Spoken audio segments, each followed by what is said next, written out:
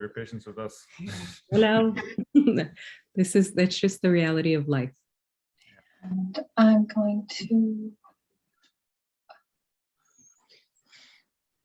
all right.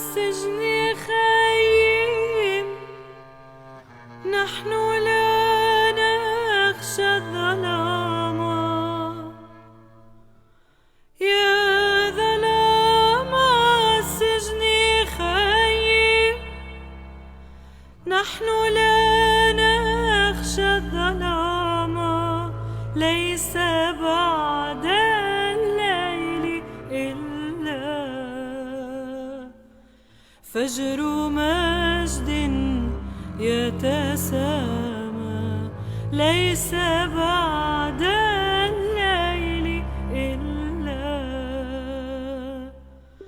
فجر مجد يتسامى يا رنين القيد زدني نغمة فؤادي يا رنين القيد زدني نغمة تشجي فؤادي إن في صوتك معنى للأسى والاضطهاد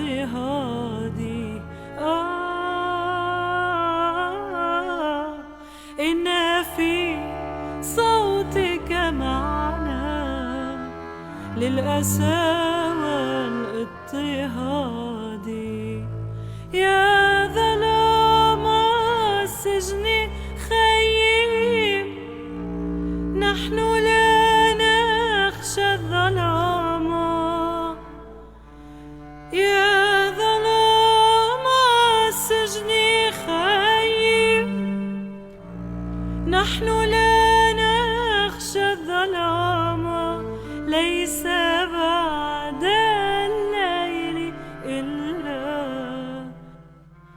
فجر مجد يتسامى ليس بعد الليل إلا فجر مجد يتسامى.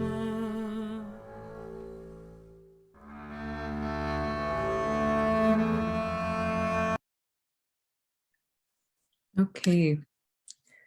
As folks are trickling in, I think we're going to begin. Thank you all for your patience and being here with us after postponing from last week. We are really excited to be here today with Sanat Saif Sharif Abdul Qudus. I'm gonna just want to shout out real quick some of the folks who have been part of making this happen. Layla Sharif, Amanda, and many others who are here for support throughout the event. Welcome everyone. My name is Lina Aoude. I'm a founding member of the Palestinian Feminist Collective based here in Chicago. I want to take a moment to bring into the space with us my grandmothers, Amune or Aisha, whose shoulders I stand on and I am the proud granddaughter of. And to acknowledge the land that I am on, that we not only acknowledge the land, but as the Palestinian Feminist Collective and as people of struggle are committed to land back and decolonization. And that this land is Ojibwe, Potawatomi, Odawa, as well as the Menominee, Miami, and Ho-Chunk nations. So thank you to the land and the earth that holds us. To share a bit about the Palestinian Feminist Collective, we are a US-based body of Palestinian and Arab women and feminists committed to Palestinian and social political liberation by way of confronting systemic, gendered, and colonial violence, oppression, and dispossession, while at the same time we also come together to dream and imagine what is a liberated tomorrow, steeped in radical love, life affirmation, and alternatives not tied to consumption, exploitation, extraction, or control. We enter this event today as feminists and as Arab Americans. We are also here as siblings, organizers, artists, mothers, daughters, and sisters, children. We come together to offer our respect and commitment to the mothers, daughters, sisters, and gender nonconforming siblings who have dedicated their life's work to a liberation and dignity, generation after generation. These people, these women include Layla, the mother of Ala, who is still in prison, Muna and Sanat, our guests today.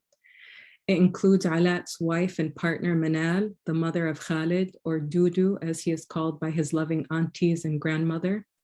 We think alongside and with our sisters, Sanat, Manal, and Layla, and Alat's son. We want to honor the imprisoned people who continue to dream alongside us behind bars.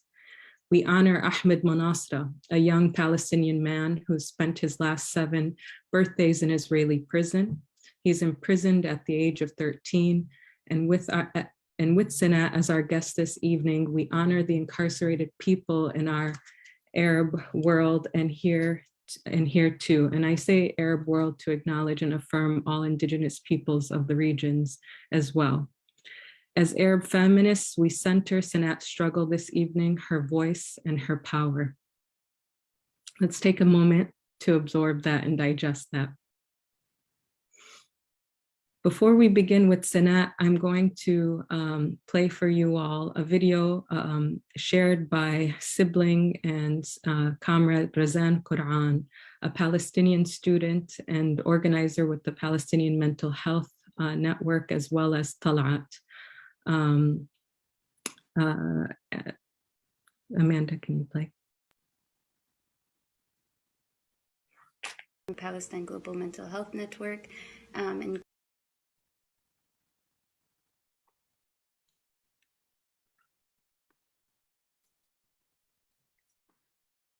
hello everyone, my name is Razan Quran. I'm a member of the Palestine Global Mental Health Network and currently on Anacostan unceded territory of what's known as Washington, D.C., the belly of the beast in today's empire. I'm speaking with you all today to shed light on what's been happening to one of our siblings, Ahmed Manasra, the 13-year-old boy who was brutally beaten, snatched from the streets of his hometown in Jerusalem, was laying in the blood of himself and his murdered cousin on the hands of violent settlers and soldiers, to then be taken into solitary confinement, held in illegal detainment until he reached the age so that the occupation fascist courts can convict him as an adult under their terrorism law. And what's been happening is that Ahmed has completed 2/3 of his sentence. He's currently a 28-year-old, and he has been exposed to numerous forms of violence that is part of Israel, the Zionist state's systematic forms of unchilding. Unchilding is a term coined by Dr. Nader Shalhoub Kevorkian, a renowned criminologist and Palestinian Armenian scholar, activist, life giver. And what the concept of unchilding represents, what this term is encapsulating, is the systematic tools that the Zionist state utilizes to bar our children from accessing and living through full, thriving childhoods. So Ahmed actually, with what happened and is happening with Ahmed, we can see directly how unchilding occurs. For example, in about a year ago, after a lot of advocating and putting pressure by from the Palestine Mental Health Global Network, Palestine Global Mental Health Network, is they finally got a forensic psychologist to enter, a psychiatrist to enter and assess Ahmed through Physicians Without Borders. And this was an Israeli physician. Her name is Dr. Barhaim, and she, worked with the IPS, the Israel prison system. And in her report, in her evaluation, she lists that Ahmed has been deprived of many of the basic rights and necessities that children deserve.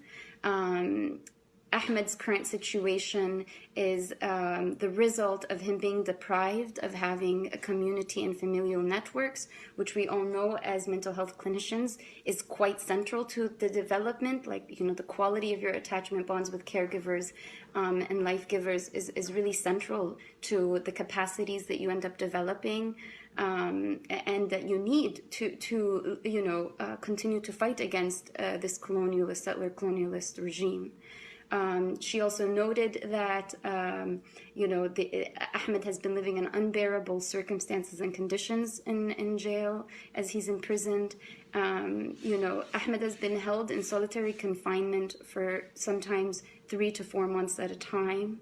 The international law stipulates that anything beyond 15 days of solitary confinement for an adult is considered or equivocal to torture, so let alone a child. And that how this is psychological warfare, forced isolation, alienation, fragmenting him from his family. I mean, the videos we all saw of the recent court hearing, Ahmed was not even allowed to embrace his mother. His mother was like pleading, like she just wants to hold her son. And even that bit of humanity, of course, was like, denounced and not allowed to the Palestinian mother and her child.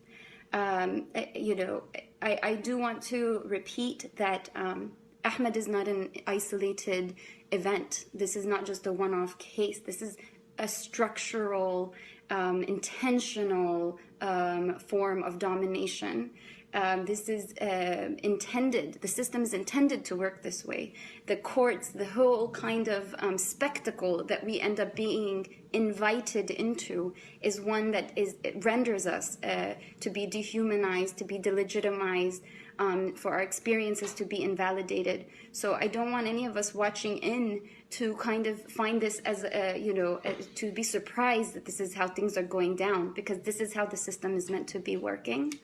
I do want to amplify a call that we have, which is that the Palestine Global Mental Health Network has been putting out a campaign and a call for folks to sign the petition, to incorporate calls for Ahmed's urgent and immediate release into your campaigns, into your protests, into your activism in all forms, because Ahmed's case really intersects with everything. Ahmed's demonstrates a feminist issue, an anti-settler colonialist issue, so an issue around indigeneity, around the rights of children, around humanizing people of color, what it means for us to demand that we live the lives that we know we deserve to live, and which we adamantly pursue with dignity.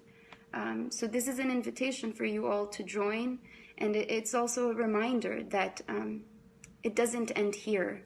Ahmed is just one of hundreds of children that get brutally snatched off of the streets, who the Israeli regime continues to try to unchild, and our children continue to find ways to subvert these systems of domination. But let us not underplay the psychological warfare that's implemented and practiced on the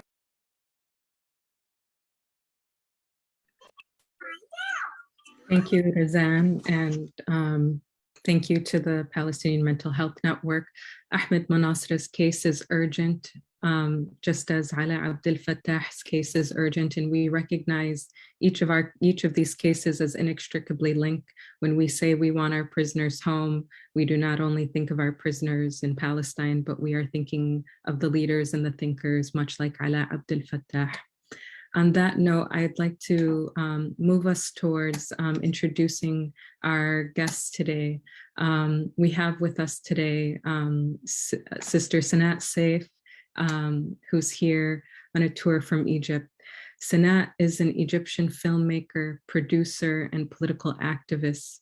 She has been imprisoned 3 times under the Sisi regime for her activism, most recently from the summer of 2020 until December 2021. When she was abducted by security forces after trying to get a letter to her brother in prison. Hundreds of cultural figures and dozens of institutions campaigned for her release. She was released in December and is here now promoting the case of her brother, Ala Abdel Fattah, and as well as his book, recently published, You Have Not Yet Been Defeated. As well, we have with us Sharif Abdel Kudus. Sharif is an independent journalist based in Cairo. For 8 years, he worked as a producer and correspondent for the TV radio news hour Democracy Now! In 2011, he returned to Egypt to cover the revolution. Since then, he has reported for a number of print and broadcast outlets from across the region, including Egypt, Libya, Palestine, Syria, Yemen, and elsewhere. He received an Izzy Award for Outstanding Achievement in Independent Media for his coverage of the Egyptian Revolution, and an Emmy Award for his coverage of the Trump administration's Muslim travel ban. He is currently an editor and reporter at Mada Masr. And lastly, but certainly not least, and certainly who brings us to gather on Zoom today, this Saturday afternoon, Ala Abdel Fattah is one of the key thinkers and writers of his generation, and he has been imprisoned in Egypt for 7 of the last 8 years.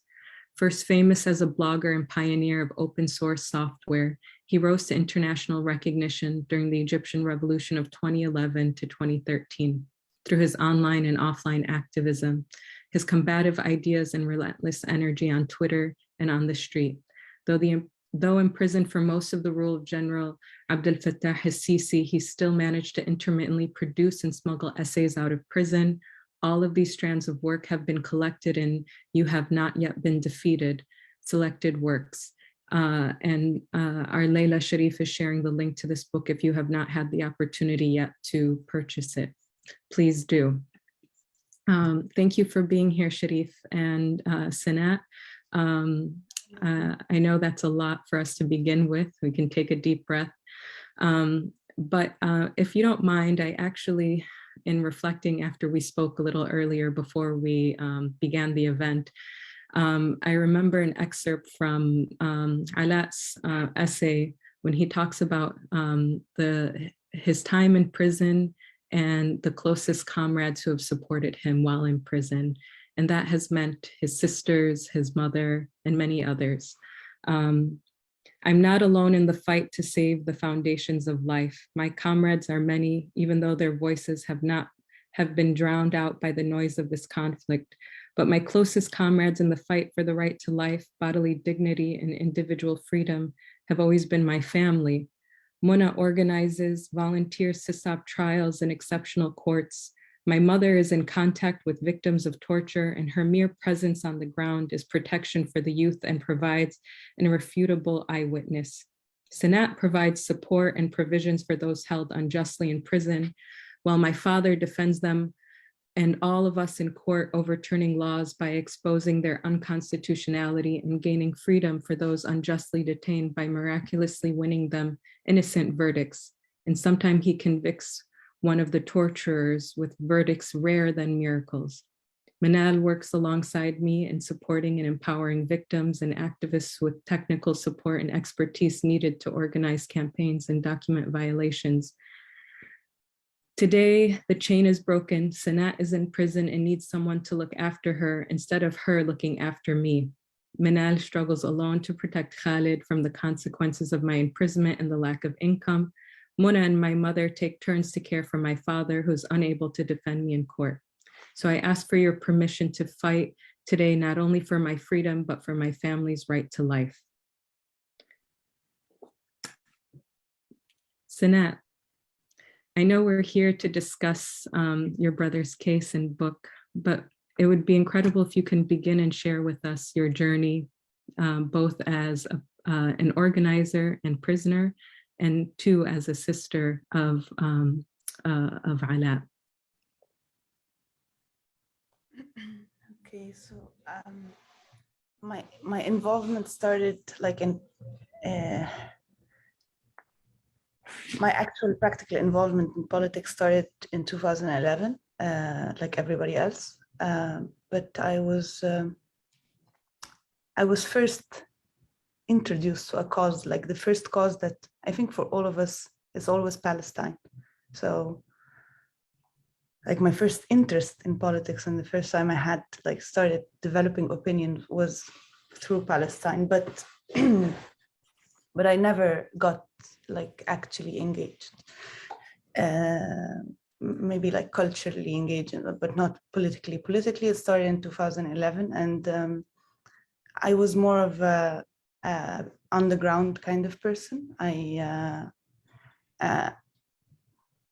Most of the stuff I did required me to kind of work low key and not be known or to the authorities, especially. So we used to call me like the secret sister. So Ala was a bit prominent, but I was always hidden until the Sisi regime came, and until I was arrested the first time for participating in a demonstration that was demanding the release of prisoners, which my brother was one of them.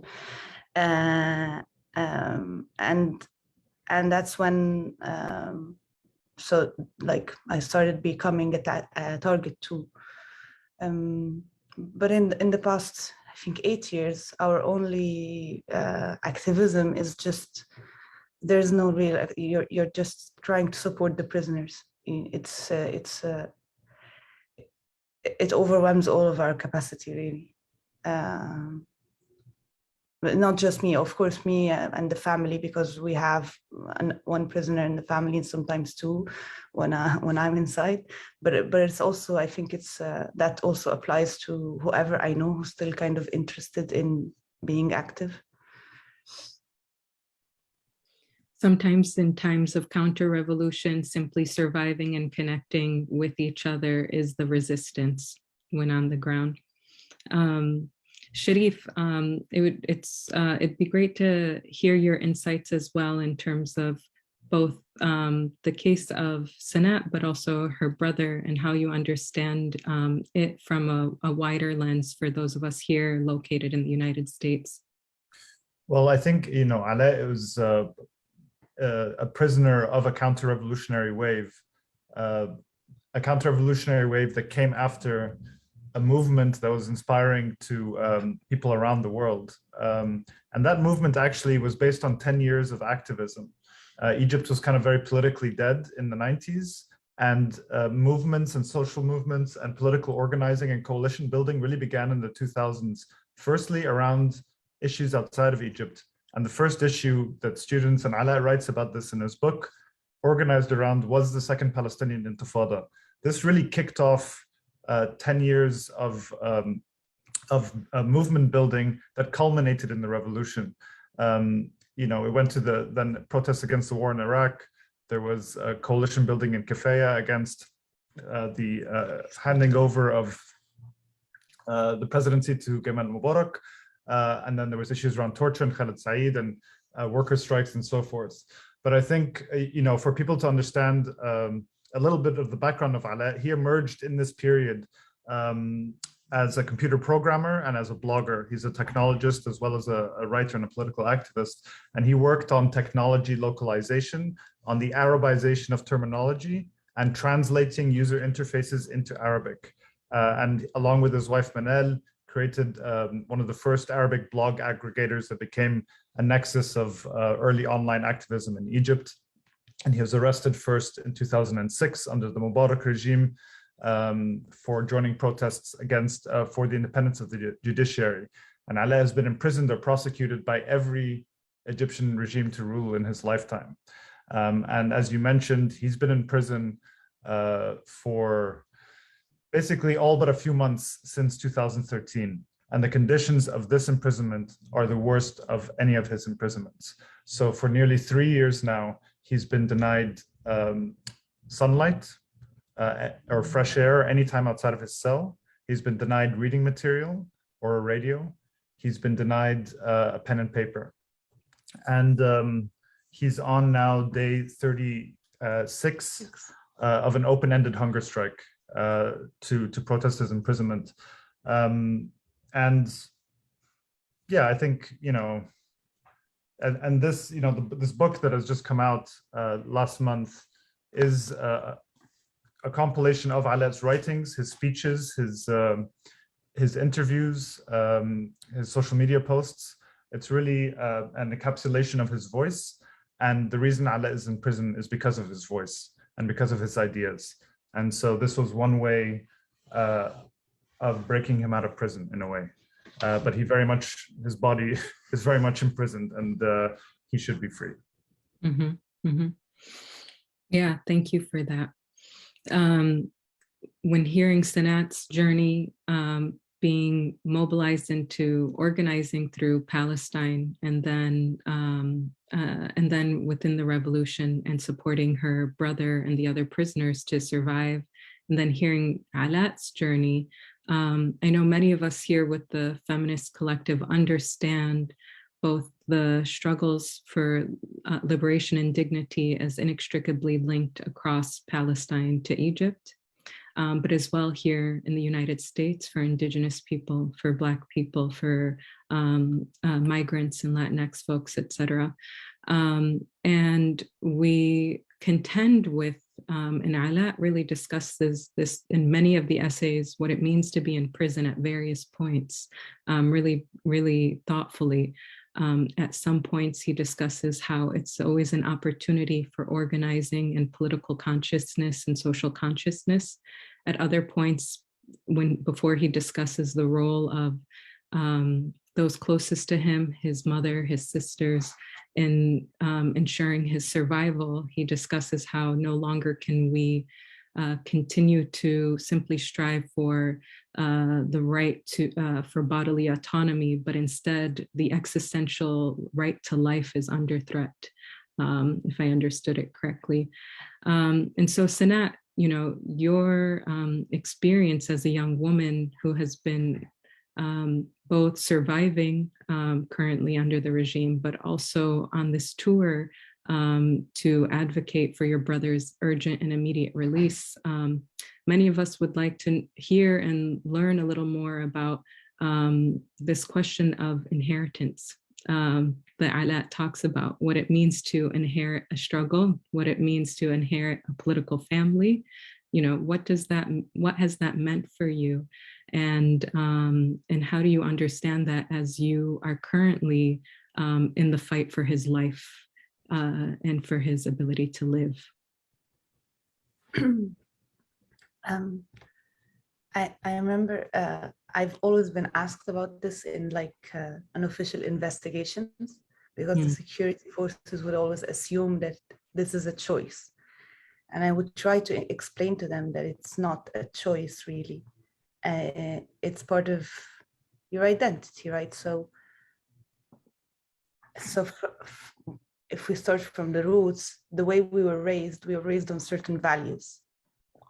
And then the political context kind of changes, and now these values are not okay. So in order to live by your values, you're like in danger, or you have to be fighting that.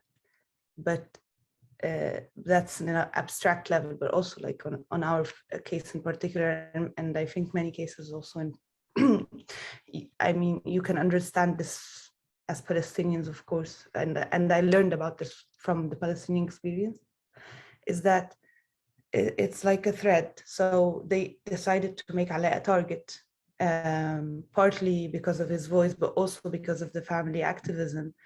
And he's an easier target because he's a male, and so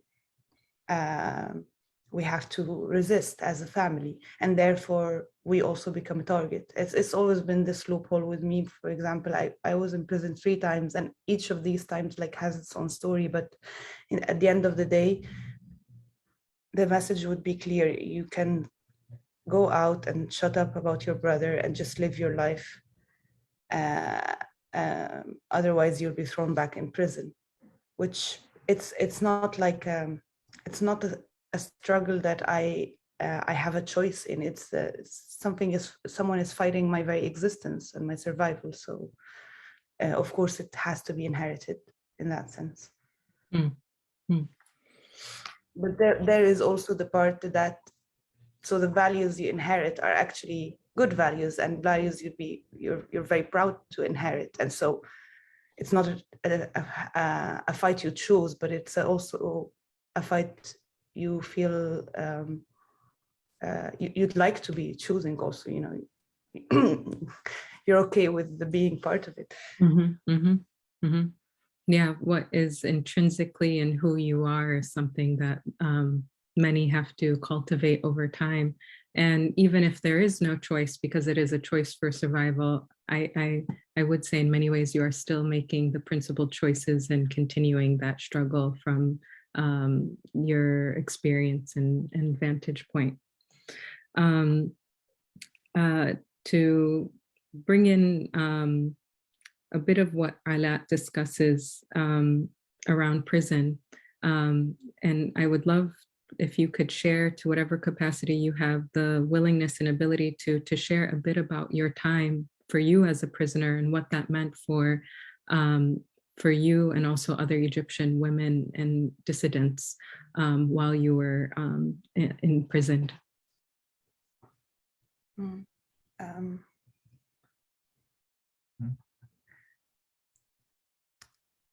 So the most things like I noticed, so female prisoners, like in comparison to political prisoners in general, their conditions are relatively better, although they're much worse than what should be, or the human rights standards or whatever.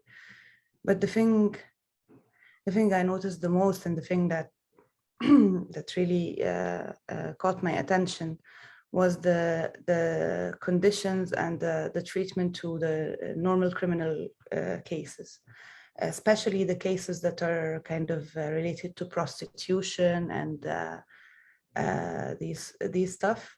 There is, so it seems like that there is an attack on females and on a certain class of females. So it's a gender issue, and it's becoming more and more fierce.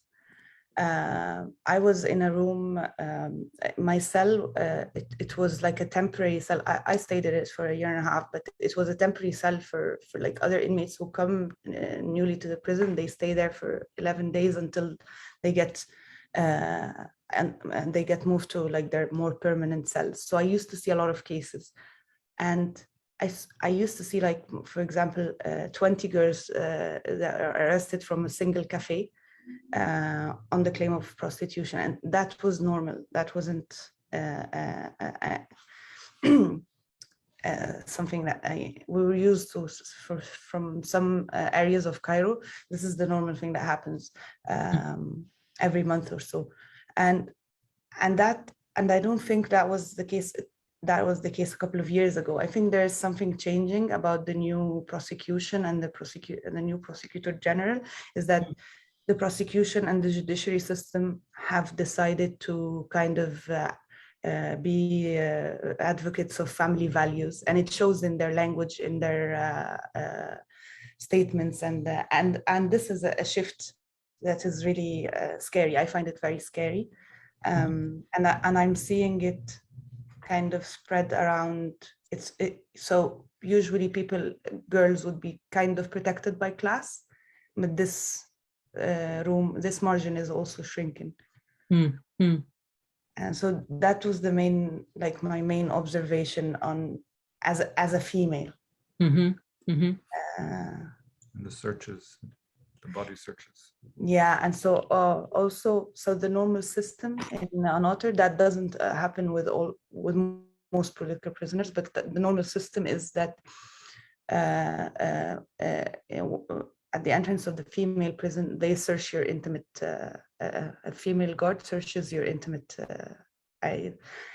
parts. And the way they do it is just procedural. It's not, so when you hear about stuff like this, you'd think it's a system for repression. Of course it is, but the way they operate, they don't see it like really. They were kind of shocked, like the officers were shocked when I started discussing it. And they think of it as something procedural. She could have a phone, or she could have drugs, and what are we supposed to do? And there is also how they do it. So, okay, it's not acceptable to do that, but this is what's happening. So it's the same guard. She's searching all of the inmates that are coming from different areas in the country, because this is a central female prison.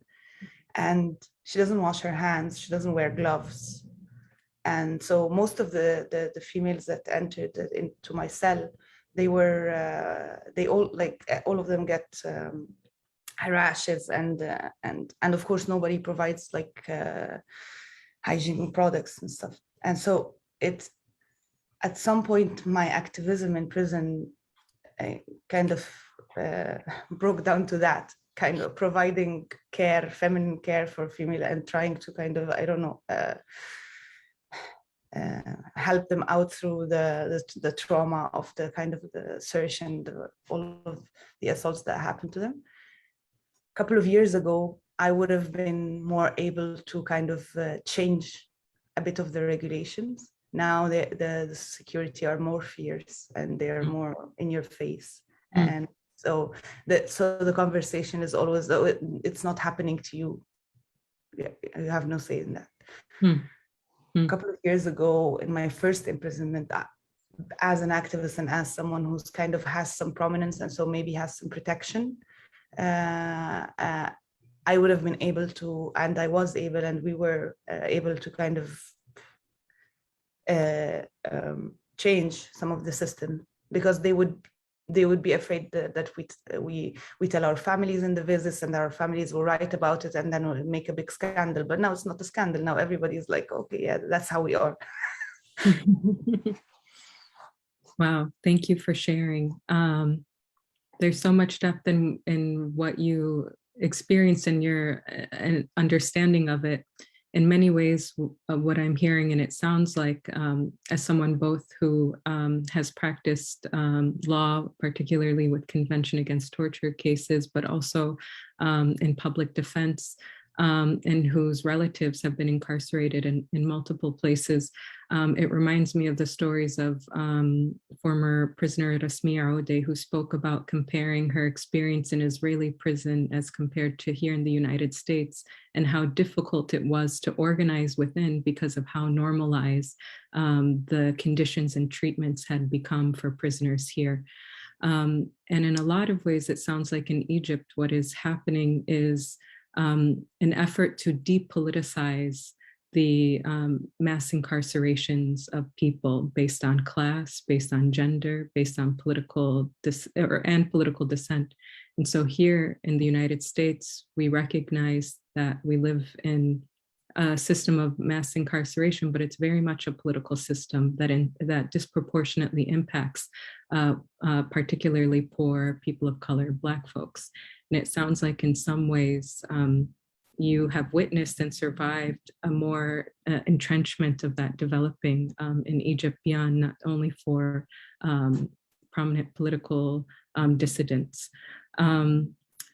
With that, what do you feel is the most critical message that needs to be shared at this moment right now for prisoners in Egypt, for women prisoners, but also for your brother Alaa at this moment? So for prisoners in Egypt in general and the whole, it's the message I'd like to tell to people who are sympathetic and who are trying to help is that don't be fooled by how badly things have deteriorated, and that I know that sometimes it might seem like the Egyptian regime has developed thick skin, and that since things are deteriorating that bad, so the pushback is not working. But we do see on the ground value to the international campaigning, and we do see results. So, for example, the fact that I spent only a year and a half, although it's sad to say that, but I'm lucky, and that wasn't the original intention for me. So at the time of my arrest and until now, the normal and the way they go about it with political prisoners is that people are arrested and they stay in pretrial detention. So according to Egyptian law, you can stay in pretrial detention for up to 2 years. And so people are just arrested, they see a prosecutor once, and then they are thrown in prison, and they finish this pretrial detention period without even seeing a prosecutor or doing investigations or anything. They stay in the prison facilities, and their files move to the prosecution every 15 days or 45 days to get a renewal. It's just a procedural thing, and they just stay there. So it's a minimum of 2 years, and then after you finish the 2 years, so either the case will go to court or you're supposed to be released. But many find themselves charged of a new case, and so they kind of reset the pretrial detention clock. And so it's like an endless cycle where you don't know where it will end, and when I was arrested, it seemed like I was going, that was the pattern, and it seemed that this is what will happen. And they used to also like move my file, and then a couple of months later,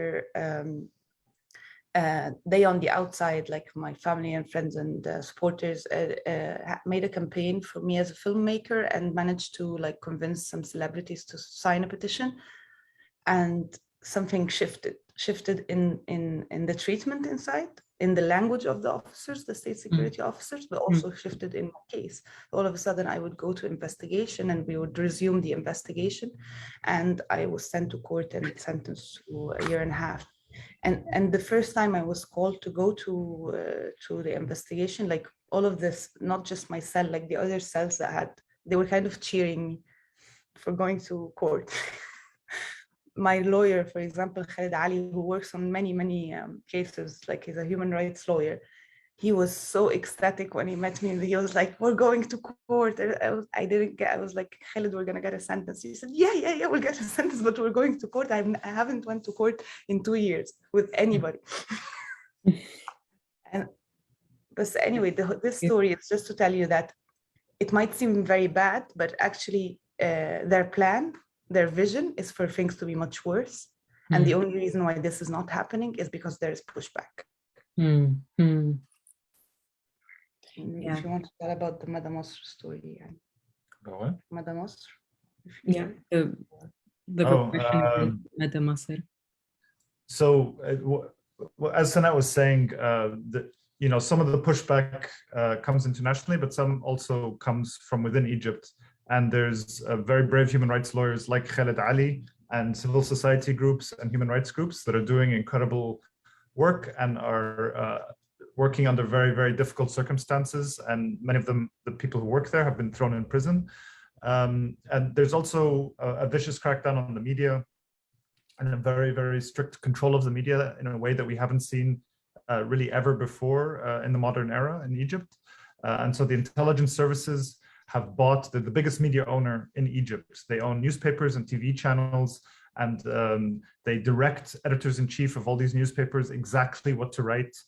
So sometimes you see identical headlines and identical articles. And so Mada Masr and Manassa are maybe just two of the remaining independent media outlets in Egypt. And so part of the work that we do is just documentation, is a daily kind of grind of what is happening. A lot of it is about people being arrested and cases and so forth. And we see a real value in that because no one else is doing it, including international outlets are not doing this kind of work. We also investigate the mechanics of power and how it works. But something else that we try and do is not just to be reactive, but to also be, to foster imagination, because that is the beginning of political possibility. And so, for example, one thing we did was in Tahrir Square, there's a massive brutalist kind of structure building that's called the Mugamma, which is the place where there was a lot of like government offices in, and it's one of those places you used to go in and you kind of are driven crazy. There was an Adil Imam movie called Irhab al-Kebab about it. Anyway, that is all being emptied now as the new administrative capital is being built, and the government's going to move out to this walled city in the desert away from most of the population. But so we engaged urban researchers and architects and developers to imagine what this space could be. And they drew what the Mugamma could be and wrote kind of like, not a manifesto, but a structure of what Tahrir could be and what this Mugamma could be. And that kind of process, I think, is very important to not just to be reactionary or to be reactive, but to generate and to regenerate and to create new ideas. And so that's, I think, an important role for something like Mada Masr. Yeah, and what I meant by this, so it's obviously what Mada Masr is doing is really important, but the only reason why Mada Masr is still able to operate is because of the pushback. So, and we've seen recently, not very recently, but like they raided the office of Mada Masr, and they were going to, like they arrested some people, and the car was heading to the state security prosecution, and something happened, and this car made a U-turn. Mada Masr is blocked in Egypt, but you can open it through VPN, but they're operating from Egypt, and they're doing important work. And I don't think if there wasn't pushback from people inside and outside, Madam Masroor would be able to still operate, for example. Mhm. So there is value in keeping the pushback, and I don't. My message is just don't be fooled by how bad things look, so that you feel like what your work is not useful or anything. No, it is, and we don't have the luxury to stop it, because otherwise we will be crushed. But regarding the personal part, regarding Ale, I think now Ale, we have all acquired British citizenship recently because our mom was born in London, but we didn't know you're eligible. So anyway, so now Ale has a British citizenship, and I think there is a moment of possibility here for him. There is a window. It's not going to be easy. The Egyptian regime are very stubborn about Ale because they're setting an example with him, and they've built up so much on setting an example out of him. So, but I think there is possibility now for his freedom, and so we need to kind of move now and support him. And with his hunger strike, I think we have a window here that we really need to use. Absolutely. I think in many ways he's being made as an example, not only for Egypt, but for the region at large. Ala's visionary thinking, writing, organizing inspired many throughout this last 12 beyond year period. And in many ways, he's been very intentional to not only center the cause of Egypt, but recognizes that the regime in Egypt is but an obstacle, and that the battle is international. And so with that, understanding that this is an internationalist struggle, what do you think is the most important thing for us to do as part of that pushback here? And how can we support in concrete and in concrete ways? I'm not sure I can, because also this is new territory for me. So I was always my active. Can you hear us okay? It's cutting out, Shui. Now you're back. Okay. So what we're trying to do is we're trying to put pressure on the British and to and push them to do the negotiation and find the solution with the Egyptian regime, or however is putting Ali in prison. And so now we're starting a campaign in Britain to kind of send letters to parliament members. I think, yeah, I mean, writing to, trying to mobilize your representative, maybe. I don't know, you guys are more familiar with this kind of work, so you would know better. I just realized that now we have an opportunity, and that is the reason why I left Egypt, for example. Before when we didn't have this kind of opportunity in the horizon, I just stayed there as close to him as I could, help him and visit him and get him stuff, and then go to prison whenever they. But now that I feel, now that there is this new territory open, where you have the British government is also responsible for him. So I feel that international pressure is much needed. Mm-hmm. Absolutely. To me, you're planting the seeds with this tour for us to then germinate and cultivate broader, deeper campaigns to support Ala and other prisoners. And I know that this is something that the Palestinian Feminist Collective is very much interested in and committed to, and we will continue to advocate and do work in support of Ala and all of our prisoners. On that note, can I share another excerpt from his book? He writes on the October 16, 2014, "Prison never changed an idea. Oppression never held back tomorrow." And so on this idea that we have to advocate and don't have the luxury to lose hope. However, however difficult the conditions are, but that hope is a discipline that we have to continue to organize for. It's true that the future won't be held back by prison. Time for the prisoner stops, but outside the prison walls, it races ahead. Your kids grow up and need school fees that you've got no idea how to provide while you're locked up. Your mother or father gets sick and could die. Your work is disrupted and delayed, and people won't hold your job for you for too long. And just as oppression wastes tomorrow rather than holding it back, so prison impedes the development of ideas rather than changing them. Do you really think that captives whose basic rights have been ignored and whose children's blood have been shed will reevaluate their ideas, their choices, their leaders? That they'll reconsider their discourse, however sectarian and catastrophic? Why? What good would it do them while they're ossified in prison? And where are they supposed to get new ideas when they're denied access to all media in solitary confinement and sometimes denied visits? And so, with that, I think Ala eloquently shares what many of us are contending with, which is, how do we imagine a tomorrow without prisons?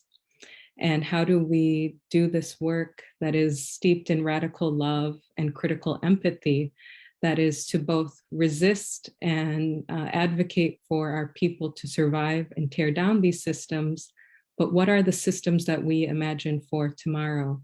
I know in many ways that was the dream of Tahrir in the time of revolution years ago, and now we're in a time of counter-revolution. How do you foster this discipline of hope in continuing the work, both of you, as you strive? I know there is no luxury, and Alat's life is hanging in the balance, but each day, how do you cultivate that hope?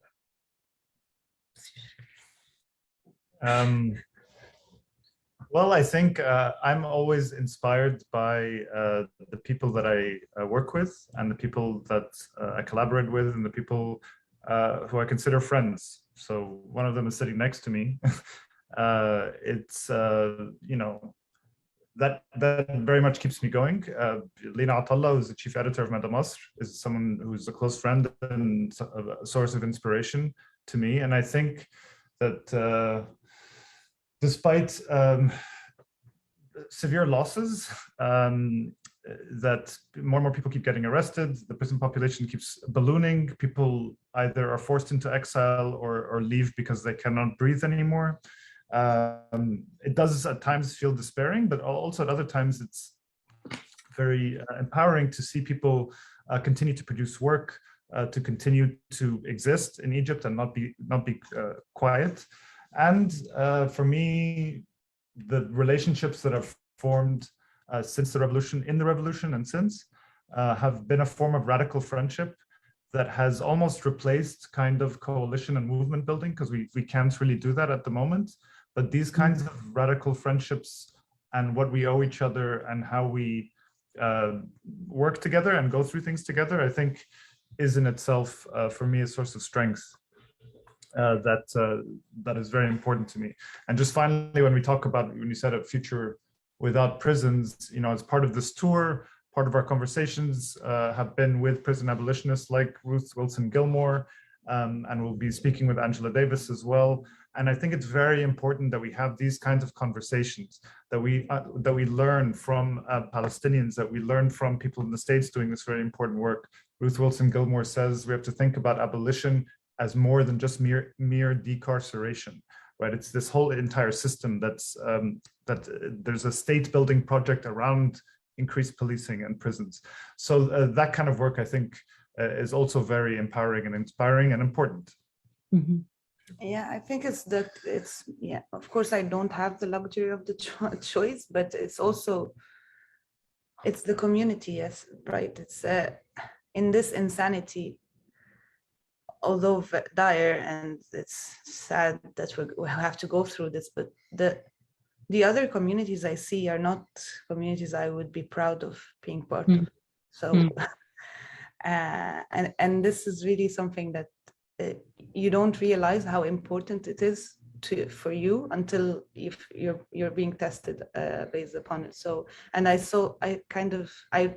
realized how important this is for me, like in prison, because prison is hard and it gets the worst out of people. So you would face part of you and part of that that they don't that you don't realize you have, and also others, and and that applies to the prisoner and the guard. It's just it's a vicious setting, and so that was like kind of, to me, felt like a more direct. It symbolizes partly what's happening outside, and I really don't want to belong to any other tribe of people. It's You found not your something peoples. to be proud of, So it's your existence, it's who you are, and Mhm. and therefore you continue being yourself. Like my mother says, she never asks, what do you do? But who are your peoples? Because it says so much. And so on that note, who are our peoples? I have many questions and many complex things I would love to discuss and work through with you all, while simultaneously keeping at the heart and center the urgency of Alat's case. But I do want to open it up to questions to folks who are here. We do have people on Facebook Live as well, but we have folks here on Zoom. And so folks are aware, you can share your questions and comments, poems, songs in the chat function and feature. So I want to open it up and give folks an opportunity to share, and also offer you all, Sanat and Sharif, do you have questions for us? Yeah, I'd like to, but I don't. It's not a question, but I'd like to learn how you guys operate, how you mobilize each other. It's also refreshing for me to kind of find peers and people who are doing it from outside of their homeland. So yeah, this is a deep question. We've been traveling around the country, and almost without fail, the most organized groups are Palestinians in the United States. Maybe it's because they're fighting such a vicious and long settler colonialist project. But yes, I feel like we can learn from your organizing capacities so much. And yeah, especially our diaspora communities. Well, I can only speak for myself, and I can share some of the lessons from the Palestinian Feminist Collective, but my journey in organizing, similar to you, has not been a choice. It's been lifelong. I too am the daughter of freedom fighters, political prisoners, refugees. And also this is the first public event I speak at in years because of that targeting. And so in many ways, it's my own coming out of the shadows, so to speak. And I felt the urgency of Alat's case was an important time for me and many of us to mobilize and step up and stand in solidarity. But that said, I think, at least with the Feminist Collective, many of us who are the founding members, and I know others who have joined, or younger iterations, can have different experiences and perspectives on this. But many of us have come from movement and organizing, and particularly the Union for Palestinian Women. And we've gone through the heartbreaks of course, Oslo, and the Second Intifada and beyond, but also the heartbreaks of Egypt, of Syria, of Libya. And so many of us recognize we're standing on the shoulders, particularly in the United States. We cannot help but name and honor the labor and much of the invisible organizing of many people, particularly women, for many decades, especially during the First Intifada. And what we were attempting to revive and rebuild is standing on the shoulders of those who came before us. People like Ilyas, an older woman who passed away recently, people like Akram, people who came as from a diversity of backgrounds of class, but always honoring and centering the working class and those at the margins. People who had difficult discussions and debates around gender and sexuality 30 years ago, not just today, and that there's a history of that. But there's also a lot of unconscious habits that many of us have recognized in movement, particularly in the left, that no longer serve us, that we seek to not shame ourselves or condemn ourselves or those who came before us for it, but learn from them and attempt something different. And so we stand on the shoulders and recognize this long arc of time, what many in different indigenous peoples of the world, not just Turtle Island, recognize as a 7 generations frame of understanding the 7 generations of those who came before you, and then the 7 generations who come after you. And so for many of us, we recognize this long arc of time, and we're attempting, Sharif, you named it radical friendship, and despite the conditions of exile, many of us cannot return home.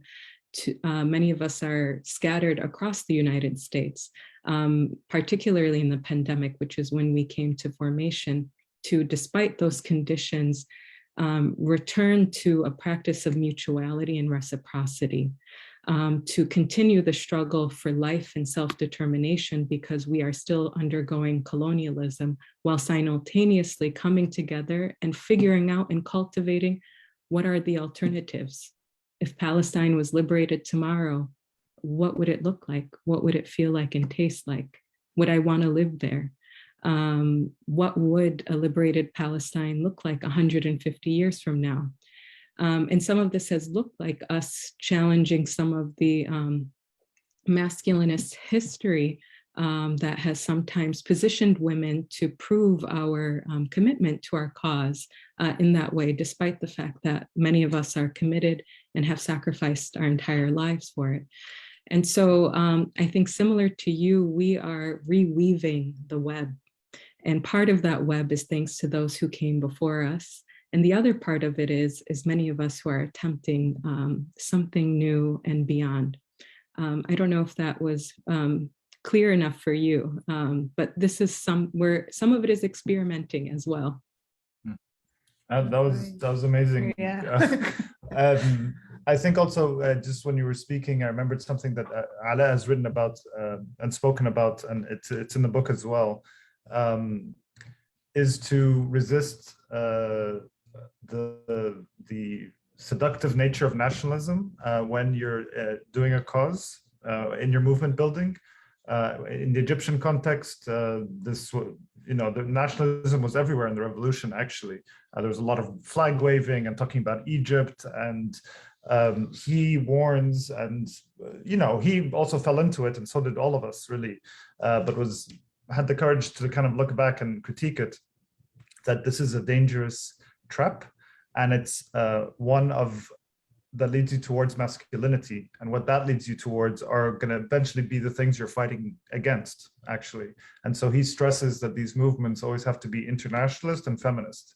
Yep. And that's one of the things that he is one of the few people who kind of will look back and self-critique and talk about that stuff, because it is difficult to say in Egypt. It's like, oh, you're a traitor, you don't love your country, and all of the stuff that's very prevalent. So yeah, that just struck a chord. It's a similar struggle and debate for us as well. That's not something that we're necessarily all aligned on, and that we are working through, because what does it mean also for people who are facing decimation and expulsion from their land, and so, or resisting it, and so who don't necessarily have a country. And so many of these lessons and conversations that I've come across, that I engage with, are not only internal with other Palestinians, but also with other stateless people, like the Garifuna people and indigenous people of this land as well. And something in which Ala, why he has been an inspiration for so many of us. Some of us were in the region in 2011 and 2012, and is precisely that he has remained principled and persistent in, despite the fact that the regime is so central to his suffering, sacrifice, and struggle, that it is but one obstacle that is part of a broader international web. And similar to that international web of counterinsurgency, counter-revolution, is too that web of resistance, radical love, and liberation. And so I know I speak for many Palestinians and others that we got your back, and we are committed, and we look and see this as simply the beginning of an ongoing relationship of struggle together. I want to share a question from the chat that I see. Dina Badi, or Badia, depends on the transliteration, says, "Thank you, Sanat and Sharif, for spending time with us. To what extent do you see the language of terrorism used by the Egyptian regime to justify and rationalize political detention? In my view, this seems to be a legacy of the American war on terror, which has taught the rest of the world's repressive regimes that as long as you label someone a terrorist, then they lose any right to dignity. The same holds true, of course, for the Israeli regime and many, many others." Well, I think, just I'll say something briefly before Sanat has direct experience with this. When this regime came to power was in overthrowing the Muslim Brotherhood, essentially. It was its initial move. Sisi's whole raison d'etre is the war on terror, is removing the Muslim Brotherhood. And so they had on screen they would show, the scenes of the massacre of Rabaa, but like celebrating it. And there would be a black banner on the side in English, says war on terror. So this is very much the language used.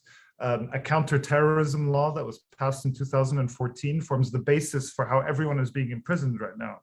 So as Sanat mentioned, the vast majority of political prisoners and others are being held in pretrial detention. They almost always face identical two charges, which is publishing false news and belonging to a terrorist organization. And those two charges come from the counter-terror law. They also formed terrorism circuit courts in 2015.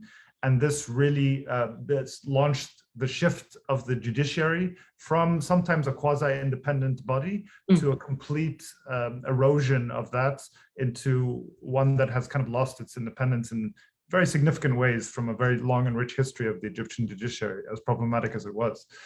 So yes, I think when you ask about the war on terror and terrorism and this kind of language, it forms the very basis of their justification for all of these crackdowns and of their actual legal mechanisms. But Sanat should talk about this too. Yeah, it's the excuse, it's the main excuse. And it's not just that we notice this relationship, we kind of see it and feel it in prison.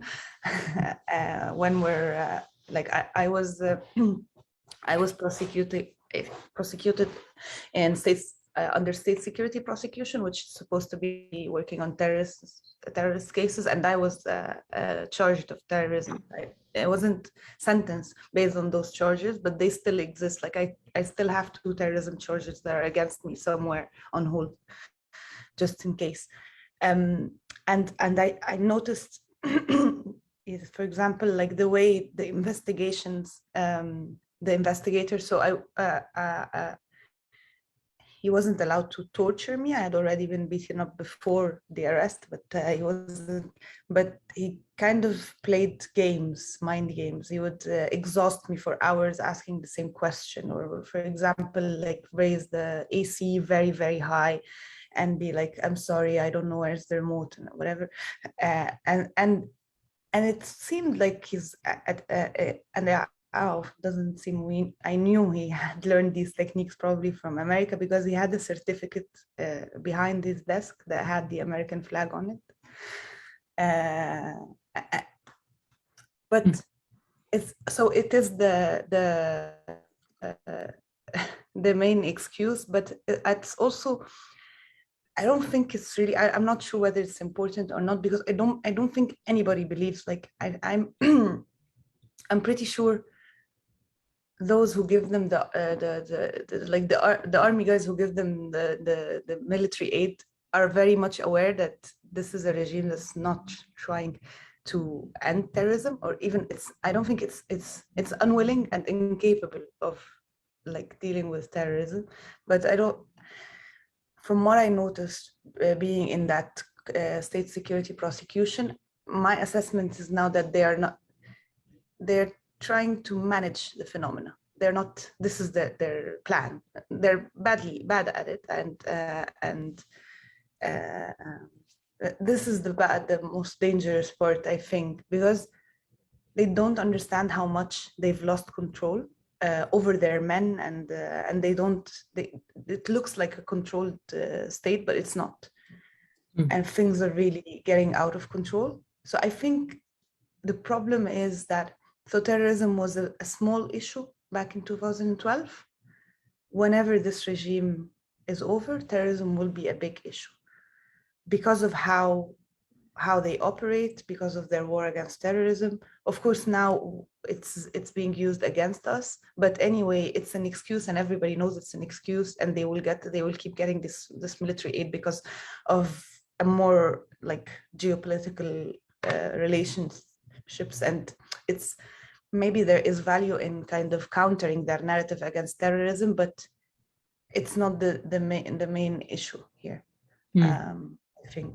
But of course, we do notice, and the prison where Ale is right now, it was built in 2015. We used to see them building it 2014, 15. And it was built on the premise of the war against terrorism, and it's a maximum security prison, and it's supposed to be for the very like extreme Islamist fanatic cases or terrorist cases, and the whole structure of the place seems to be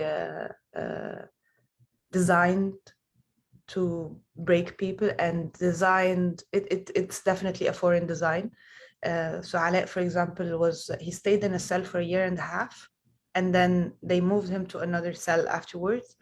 And when they moved him, he realized that the cell he'd been staying in is 2 stories underground. And during this 1.5 years, he used to go to court. He used to come to visit cabinet.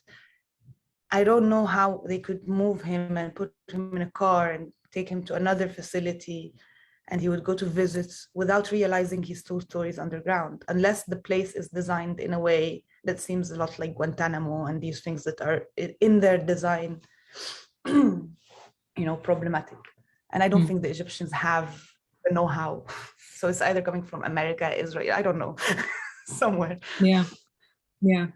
Having worked on a convention against torture cases, political prisoners, and asylum cases in Southern Europe, in our region, back home, along the border here with Mexico, it's become more clear the way in which these systems that are coming out of here, different settler colonial projects such as the United States and Israel, are becoming more entrenched in other parts of the world, and experimented and expanding as it applies to the nuances of those specific places. And so we see what you described earlier about a depoliticizing the incarceration of these women who come from particular class backgrounds and are characterized a certain way. Or you see a terrorizing, a labeling as terrorists, and an effort again to delegitimize the targeting and incarceration of people, which Palestinian lawyers Diala Shammas and Tariq Ismail have written about extensively. I'm going to follow up a question from Dina, and then another question as well from Nadine Neber. Dina asks, to what extent, as a follow-up question, does the majority of Egyptian society accept the terrorist narrative? I mean, I think it's hard to, at any point, to speak for the Egyptian people or the majority of people. It's very hard to know. There's also, because the media is so tightly controlled, and conversations and this kind of like gathering, it's very hard to know. But I would find it hard to imagine that people buying this, like thinking that Alaa is actually a terrorist. that and they certainly believe. I think there's a big buy-in into the idea that the entire Brotherhood are terrorists. I think that was a very concentrated and successful propaganda campaign. I don't know how, I mean, but then they kind of took it too far and they started blaming the Brotherhood for anything. So there was like floods in Alexandria that flooded a couple of banks, they blamed the Brotherhood. Like the currency goes up, they blame the Brotherhood. And that that kind of rhetoric went away. Because I don't know, like the terrorist narrative, I don't know, it has much buy-in generally. I mean, it has more buying in the Coptic community, in the Christian communities, and it makes sense. But their propaganda is very, things are worsening on so many levels, and this regime is very, very sectarian, and so this is also not working. But this is a community that has it's reasonable, and when tackling this issue with them, we have to understand from where they come from, because we've seen a lot of sectarian violence right before Morsi's fall, and it was used by the regime's propaganda, the military propaganda, but also the Muslim Brotherhood didn't do it. They did a lousy job at. They kind of helped the military in their propaganda with some sectarian behavior, and so this is so you have a community you have the Christian community, and you have some communities in Sinai who are actually facing issues. These are communities where, in tackling the narrative, you have to understand where they come from. But I don't think so. I think there is kind of general, if you can't say, but Cairo's misleading, and you could feel that something is a general consensus in Cairo, and it wouldn't be like in the rest of the city, who knows. But I think there is a general understanding that the regime is exploiting the idea of the war against terrorism to just fight everybody. The opposition. And I think, as Sanat mentioned, what's happening now is people are suffering very deeply economically. There's just been a whole range of neoliberal economic reforms that have deepened the problems of the majority poor, and even by the government's own counts, the government's own official statistics, the poverty rate has gone up. And this keeps happening in waves. Like we just had a devaluation of the currency, and inflation has gone up. There's problems now with wheat because of the war in Ukraine, and bread. And so there's also a massive project to kind of redo the city, reshape the urban landscape that is happening very rapidly and is a form of urban violence. And so there's a lot of displacement that's happening. So people are, I think it's hard to know again majority, but there seems to be, there's a lot of anger because people are suffering very deeply economically. And so I think when you hear terrorist narrative in that context, it becomes irrelevant. Rings hollow. Yeah. And I think that that's becoming increasingly true in different ways for much of the world these days, due to growing economic inequity and neoliberal reforms. I'm going to share a question from our PFC member, Nadine Naber. I'm part of a group of women of color activists that supports mothers and loved ones of incarcerated people in the US and Palestine. We often say that these struggles are not only about those incarcerated, although they are the priority, but they are also about their loved ones who bear the brunt of incarceration. And that people like you, your mother, Layla and Muna, and all you are facing and striving to free Ala, and the devastation his incarceration wreaks on your lives makes Ala sisters and mother survivors of Egypt's incarceration of political prisoners in your own right. I know you are not here to talk about yourself as a victim or survivor, but what do you think about the usefulness of framing the struggle to free political prisoners and Ala as a struggle to free those targeted by incarceration inside and outside prison walls? In a way, this is a feminist perspective that uplifts the impact of incarceration on women loved ones?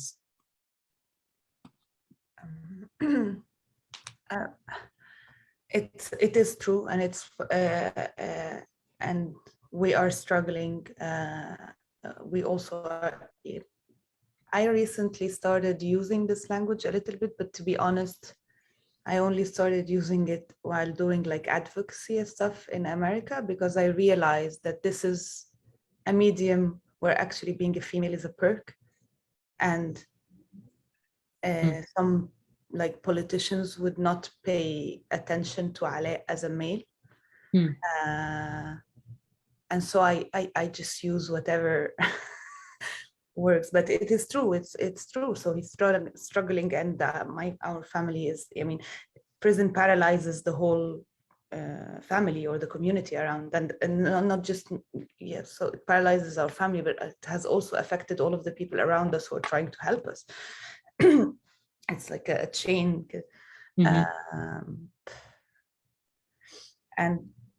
and there is value in making people understand how much that impact, because also it tells us something about how these facilities are designed. Because part of the reason behind this paralysis is because these prisons are not designed for people to survive in, and so your family have to like go the extra mile to just help you live. And so and the most frustrating thing, now I'm not frustrated that I'm, for example, campaigning for Alaa, because I'm doing something that might be useful in freeing him.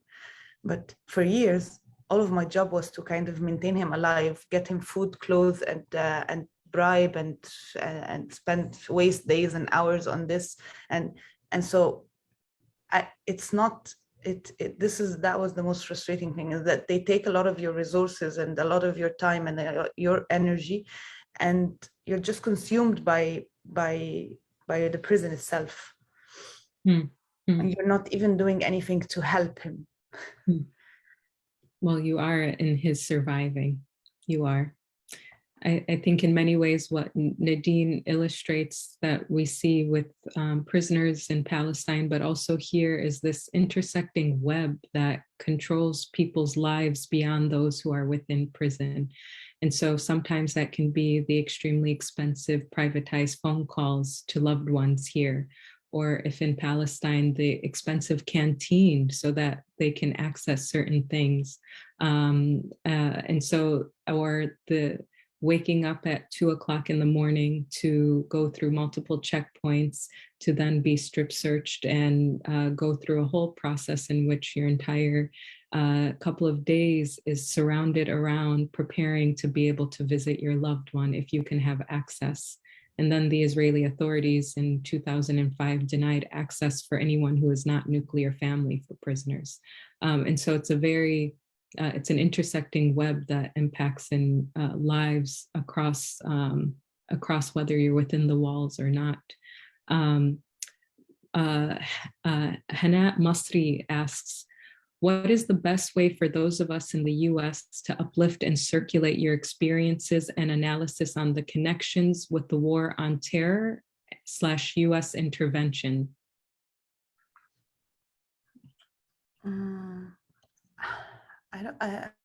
Do you have here like اسمه ايه القوانين بتاعت الحقوق في المعرفة دي، الحاجات بتبقى public knowledge? Yeah. So I mean, I don't know. I think maybe try to explore like the ways to kind of define, put our hands on the actual connections. So I know that these prosecutors, they get trainings in the States, but maybe from your side, because in Egypt we don't have much like laws that make information public access. But maybe you have stuff here in the US. Maybe try to kind of explore, find what are these programs, what are these, because yeah, I was thinking like in the,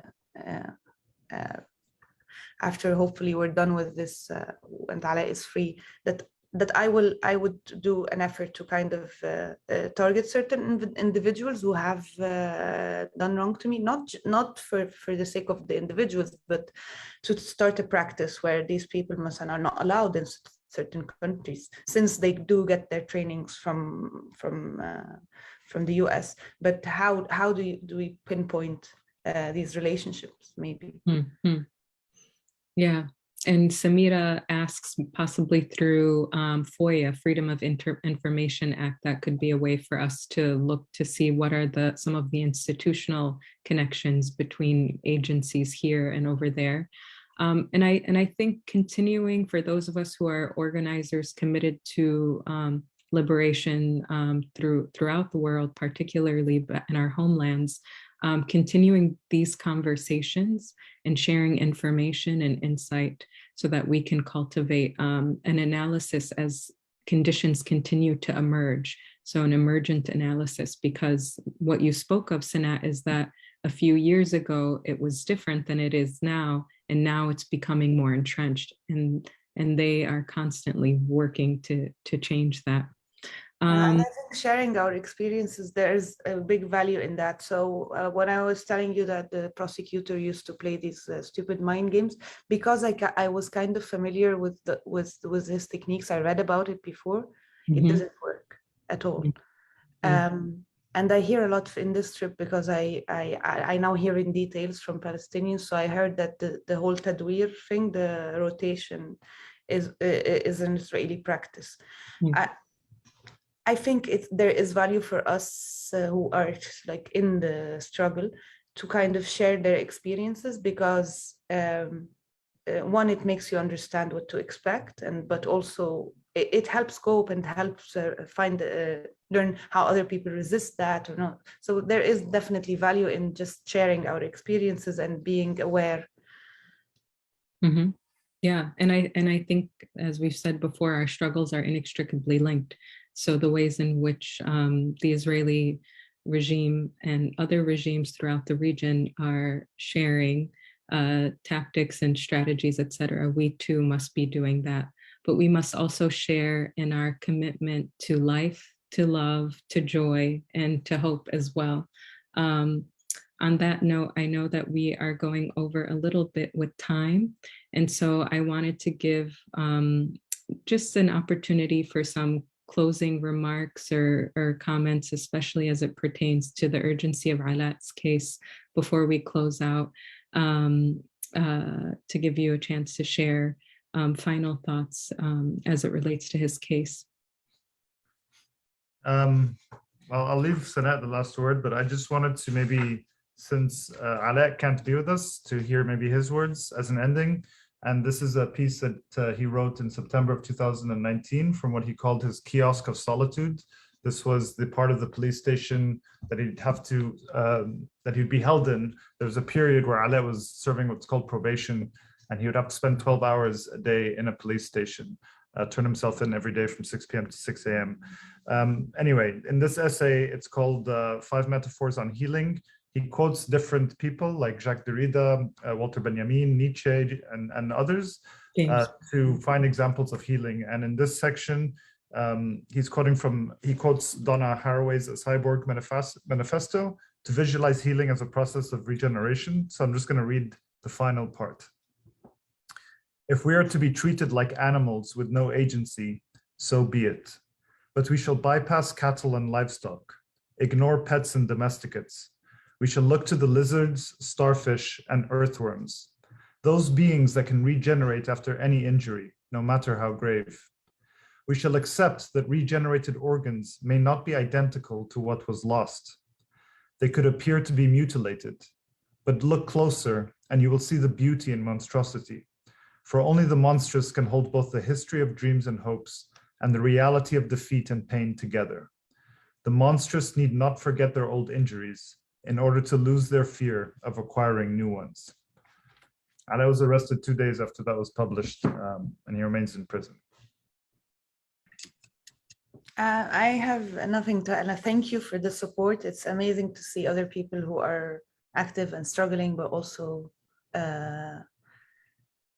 have it in them to support and who see how these regimes we're dealing with are linked and are trying to also create connections in return. I just urge you to kind of re-energize yourself about supporting Alaa these days, because we have an opportunity now. We have a window that's open, and I'm very hopeful about it. Yeah. That's it.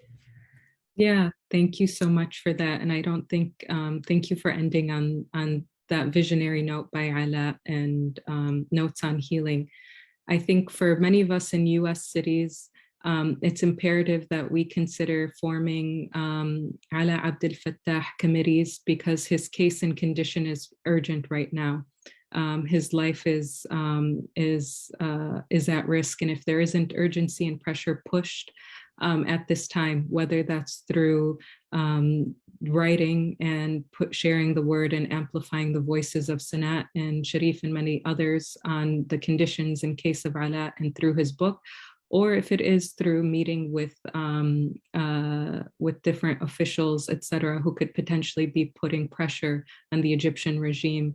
I encourage us to use and employ all the tools, tactics, and strategies at this time. And I know many of us here in Chicago and beyond are ready and willing to do that. On that note, I'm sharing in the chat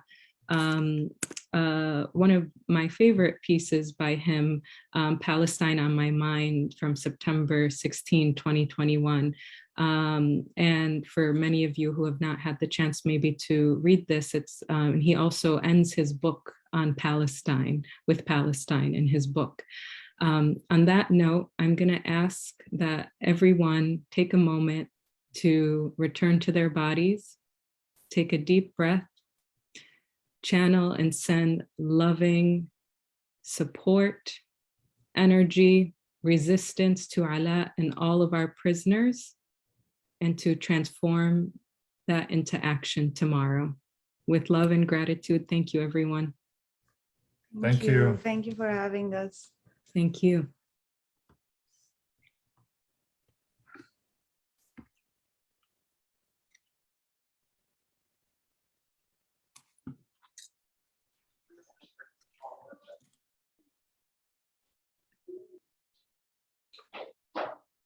Amazing work, Lena, as a moderator.